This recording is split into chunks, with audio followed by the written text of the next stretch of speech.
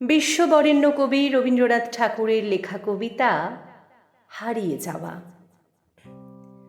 ছোট্ট আমার মেয়ে সঙ্গিনীদের ডাক শুনতে পেয়ে সিঁড়ি দিয়ে নিচের তলায় যাচ্ছিল সে নেমে। অন্ধকারে ভয়ে ভয়ে থেমে থেমে হাতে ছিল প্রদীপ খানি, আঁচল দিয়ে আড়াল করে চলছিল সাবধানে।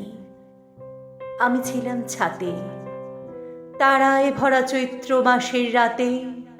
হঠাৎ মেয়ের কান্না শুনে উঠে দেখতে গেলেন ছুটে। সিঁড়ির মধ্যে যেতে যেতে প্রদীপটা তার নিভে গেছে বাতাসেতে। সুধাই তারে, কি হয়েছে বামি? সে কেঁদে কয় নিচের থেকে, হারিয়ে গেছি আমি।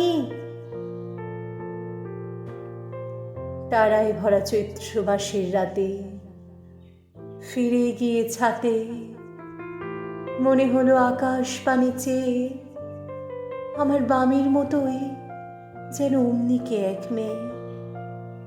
নীলাম্বরের আঁচল খানি ঘিরে দীপ শিখাটি বাঁচিয়ে একা চলছে ধীরে ধীরে।